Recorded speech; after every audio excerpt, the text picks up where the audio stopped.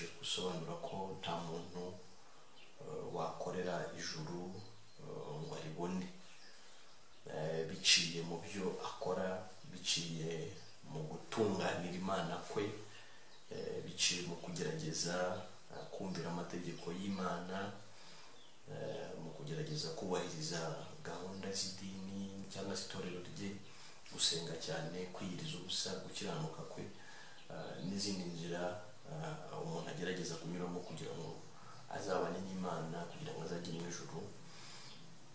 Aho niho tugamije kugera no kugaragariza abantu uburyo ijuru ridakorerwa, ahubwo ko ari impano y'Imana.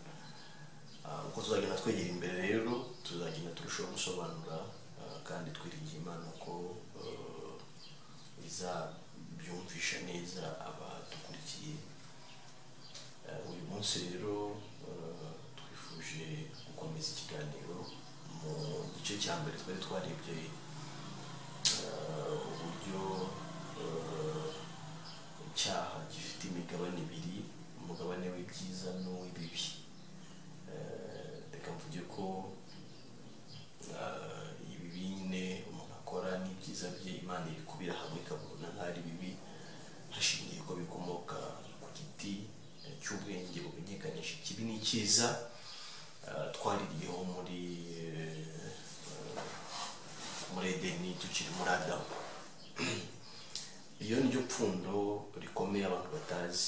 Urumva kwishakamo ibyanezeza Imana, kwishakamo ibyatuma Imana ikwemera, icya mbere kiba cyumvikanamo ni ukutamenya ko wowe yaguhakanye uko uri kose n'ibyawe byose. Uyu munsi rero tureba ikindi kintu nabwo abantu bibeshyaho. Twari twavuze ko tuzareba uburyo umuntu yatunganira Imana, ariko navuga ko mbere y'icyo tubanza tukongera tukareba irindi kosa abantu bagira mu kwishakamo ubutungane. Umuntu yumva yagerageza gutunganira Imana, akagerageza, ariko Bibiliya ikavuga ko iyo udakonje ntunabire ukabura akazi uyaze, n'ubundi Imana itabasha kukwemera. Ubwo mvuze ko kugerageza bidashoboka. Kugerageza ku Mana ntibishoboka. Iyo udafite 0% imbere y'Imana, uba ufite 100%. Nta 99 ibaho, nta 50 ibaho. Bivugiye rero ko umuntu avuga ati narakijijwe maze imyaka 10 cyangwa 15 cyangwa 20 na 30 40, nakiriye Yesu nk'umwami n'umukiza wanjye. Ukamubaza ati ese nyine ko ari umukiza wawe yagukijije iki? Akubwira ati ibyaha najyaga nkora, nakubwira amazina, ariko narabiretse. Ariko mu by'ukuri ntabwo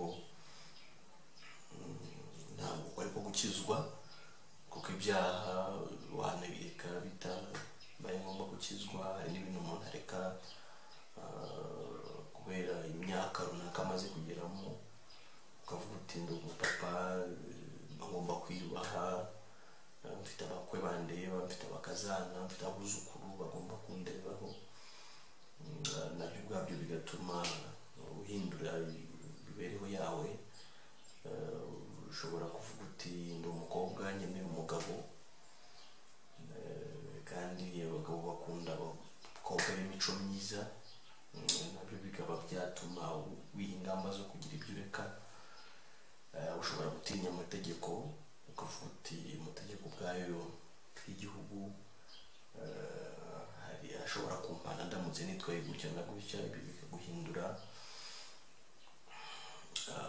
Ushobora kuba uri umusinzi, ariko ubukene bwaza ntubugisinda, wareba bije ukabona ntibizavamo, ukabona bigutera gukena, ukabireka.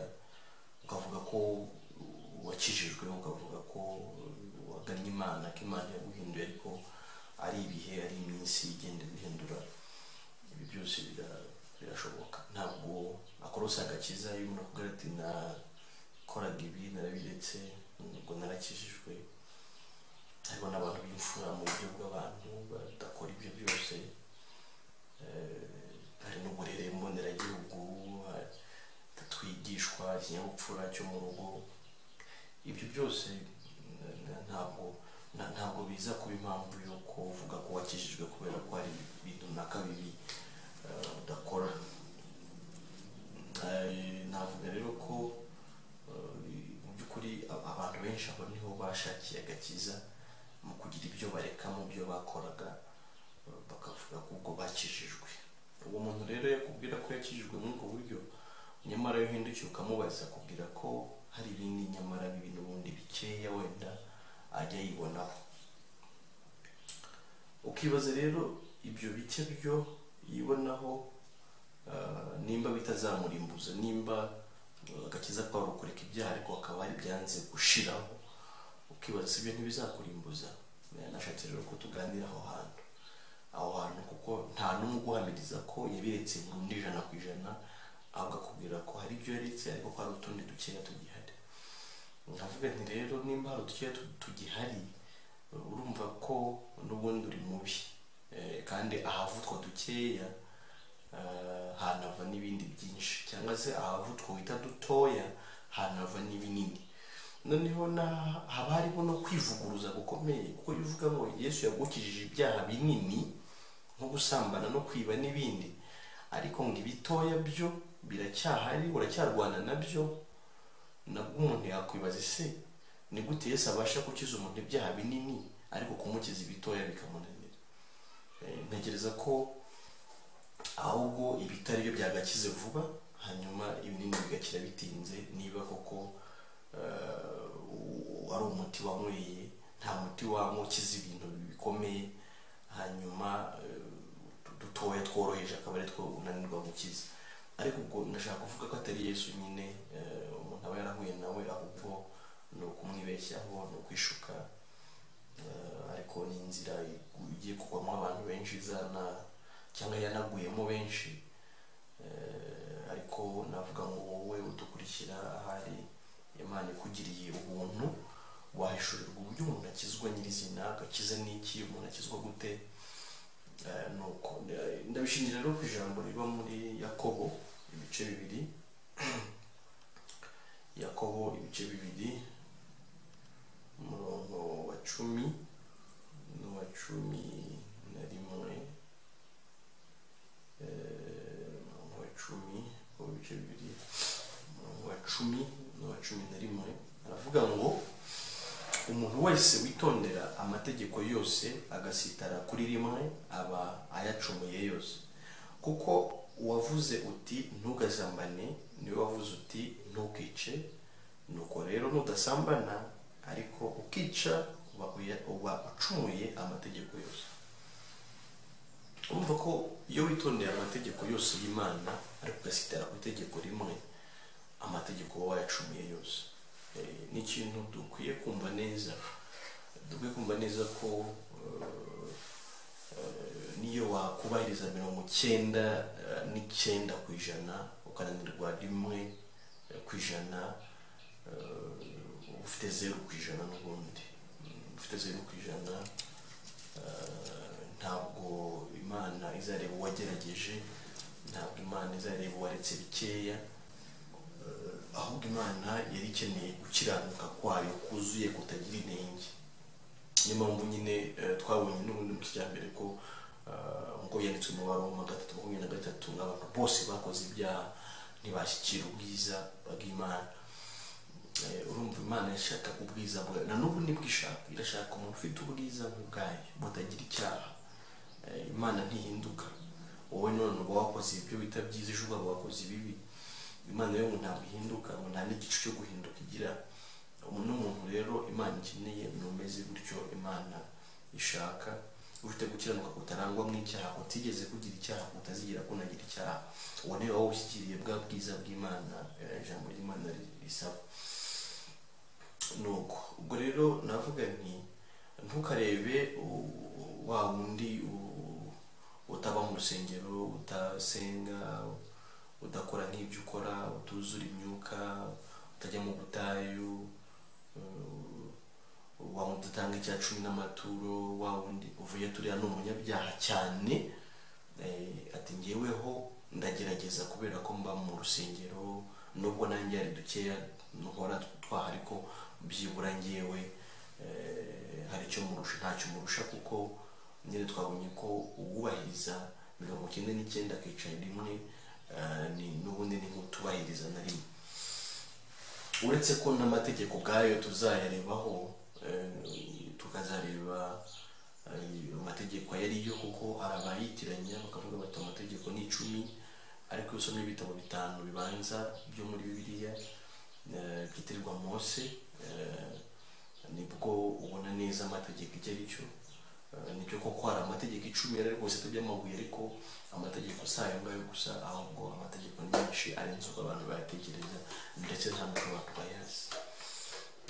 Ariko wenda iki si cyo gihe, tuzabona igihe kirambuye cyo kwiga amategeko ayariyo n'impamvu Imana yari yarayatanze. Ariko ndanishatse gusobanura gusa ko ibyaha byose birangana, abanyabyaha bose barangana. Imana ikeneye uwera de, utera de, utagira inenge n'imwe. Ubwo n'ubundi umeze nk'umunyabyaha wese watekereza, umubi wese watekereza waba umeze n'ubundi nkawe. Binajyana n'icyo n'ubundi ijambo ry'Imana rivuga. Yesaya niwe wabihishuriwe mu gice cya 64 umurongo wa 5. Yesaya 64 umurongo wa 5. Yesaya 5 haravuga ngo kuko twese twahindutse abanduye, kandi n'ibyo twakiranutse byose bimeze nk'ubushwambagara bufite ibizinga. Twese turaba nk'ibibabi, kandi gukiranirwa kwacu kudutwara nk'umuyaga. Urumva rero ko mu by'ukuri abantu bose Imana ibafata kimwe, ngo n'abagerageje gukiranuka ibyo bakiranutse byose ngo ni nk'ubushwambagara buriho n'ibizinga. Ntabwo ari ibibi bakoze, ahubwo ngo ni ibyo bakiranutsemo, ufite n'ibyo bagerageje kwitwaramo neza. Imana ibireba nabyo ngo ibibona nk'ubushwambagara ndetse buriho n'ibizinga. Urumva rero ko mu by'ukuri iyo nzira yo kugerageza kwikiranukira, cyangwa se yo kugerageza gukora ibyiza kugira ngo umuntu yemerwe n'Imana, urumva ubwo bushwambagara buriho n'ibizinga ntabwo umuntu yabuhingukana imbere y'Imana. Ntabwo rero iyo nzira igeza abantu mu ijuru. Nawe urebe wenda igihe umaze ugerageza gukiranuka, ariko bikaba byaranze, n'ubundi ugasanga hari ibibi ukora, kandi ntabwo bizigera birangira. Ntabwo bizigera birangira, kubera ya kamere twavuze dukomora kuri Adamu, n'ubundi tuguma kwibonaho ingaruka, ibyuririzi, ibimenyetso by'ubwo bubi twakuye kuri Adamu. Ubwo rero uyu munsi numvaga turareba icyo, tureba ko ntawe ugerageza kugerageza imbere y'Imana ntibibaho. Ugerageje kureka ibyo ugasigarana ibindi, n'ubundi uguma kuba mubi, uguma kugaragara nk'uciriwe iteka imbere y'Imana. Iyo nzira yo kugerageza ntawe izajyana mu ijuru. Navuga nawe ubwo cyakora kuba inyangamugayo imbere y'abantu ni byiza, nabyifuriza umuntu uwo ari we wese, ariko ntitukabyitiranye n'inzira ijya mu ijuru. Ndetse uzumva abakera bakubwira ngo kera abanyarwanda bari imfura, bari inyangamugayo. Urumva rero ko mu by'ukuri hari uburyo bwinshi, hari impamvu nyinshi, hari imiterere y'abanyarwanda, hari iki. Ibyo ntabwo ari agakiza, ntawe bihuriye n'ijuru, ntawe bihuriye no kwemerwa n'Imana. Cyakora ni byiza ko tuba inyangamugayo mu buryo bw'abantu, bikanadufasha nyine no kubana neza n'abandi. Bibiliya inabigarukaho kuri Aburahamu, ariko Pawulo yongera akabivuga mu Baroma mu bice 4. Turasoma imirongo y'ikibanza. Baroma ibice 4 imirongo 2 gusa. Ya mbere haravuga ngo niba ari uko biri twavuga bavuga iki kure Aburahamu sogokuruza ku mubiri? Iyo Aburahamu yaratsindishirijwe n'imirimo aba afite icyo yirata, ariko si imbere y'Imana. Ndagira ngo icyo cyumvikane neza. Imirimo myiza baravuga ngo na Aburahamu ubwe iyo aza kuba yaratsindishirijwe no gukiranuka kwe cyangwa se imirimo myiza ye, ngo yakaba afite icyo yirata, ariko ngo ntacyo yakwirata imbere y'Imana. Bisobanura yakirata imbere y'abantu. Muri magambo, ibyiza dukora, imirimo myiza yacu ni imirimo yadutsindishiriza imbere y'abantu, ariko ntabwo yadutsindishiriza imbere y'Imana. Na Aburahamu ubwe ntacyo yakoze cyari kumutsindishiriza imbere y'Imana. Kandi mwibuke ko yumviye Imana kugeza aho yemera gutamba umwana we umwe gusa yari afite w'isezerano, Isaka. Nubwo ntiyibagije ko yari afite na Ishimayeli, ariko umwana w'isezerano wavutse mu zabukuru yari Isaka. Ariko Imana imumuhaye nk'ubwo buryo bugoranye, inamusabye kumusubiza, arabyemera, yemera kumutamba. Nubwo Imana yaje kwitangira igitambo, ariko icyo nahishurirwaga mwaho ni uburyo ngo nawe nubwo yakoze ibintu bikomeye gutyo, ariko ngo iyo aza kuba yaratsindishirijwe nabyo yari kuba afite icyo yirata, ariko ngo ibyo yabyirata imbere y'abantu, ariko ngo ntabwo ari imbere y'Imana. Navuga nti se nkawe urumva, ndatekereza ko utigeze ugera aha Aburahamu. Ariko na Aburahamu ubwe bamukura inzira ku murima ko ntacyo yakwirata imbere y'Imana.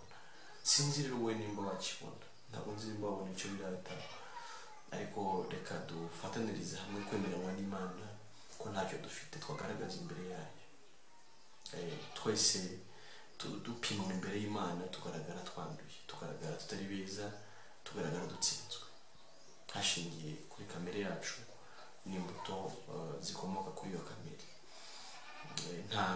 Ntabyo dufite byo kwirata, ntabyo gukemuka kwacu guhari imbere y'Imana, ahubwo abantu bose barangana, abantu bose ni abanyabyaha, abantu bose ntabwo bashyikiriye ubwiza bw'Imana, abantu bose iyo bapimwe basanga badashyitse, hashingiye ko turi babi, hashingiye ku nkomoko, hanyuma n'ibyo dukora n'imbuto ziguma kugaragara ubushwambagara, ziguma kugaragara zituzuye imbere y'Imana. Kandi urumva ko yewe no ku bakiranutsi bayo nk'Aburahamu, uzi n'amateka yabo no gukomera kwabo muri iyi nzira y'ijambo ry'Imana, ariko nabo ibyo bakoze ntabwo byari gushobora kubahingura imbere y'Imana.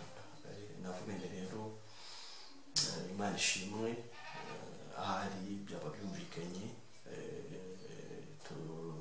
tuzakomeza kuganira. Icyo twashaka kugaragaza ni uko imirimo yacu, gukiranuka kwacu n'ubundi kutagera ku ijana, kutagaragara kwemewe, kandi ko ufite 90% ameze nk'ufite 0%, wagerageje n'utaragerageje bose niba imbere y'Imana. Cyakora ngaruka ko imbere y'abantu uko batubwiye kuri Aburahamu, ibyo bintu ni byiza kubikora kugira ngo bidutsindishirize imbere y'abantu, ariko ntitubishakire mu nzira yo kutujyana mu ijuru. Ubwo navuga ko abanyabyaha bose bangana, bari ku rugero rumwe, nta ufite ibyaha bike, nta ufite byinshi, ahubwo umunyabyaha wese ni kimwe n'undi, yaba aba mu rusengero yaba atabamo, bose barangana, banganya ububi imbere y'Imana, kandi banganya n'igihano, kuko yavuga ngo ibyaha n'urupfu. Ubwo rero tuzakomeza tuganire, tuzakomeza turebere hamwe ijambo ry'Imana ridusaba, ijambo ry'Imana rivuga, kandi nizeye ndashidikanya ko Imana ariyo yatangije uburyo, kandi izakiza benshi ikoresheje ibi biganiro.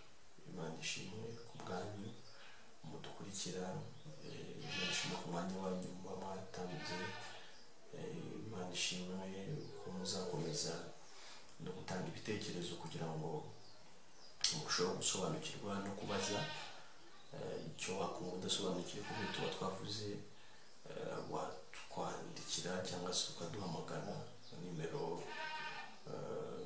nkoresha ya telefone ngendanwa MTN ni 0784 42 57, Tigo ni 0 karindwi 2 2 151.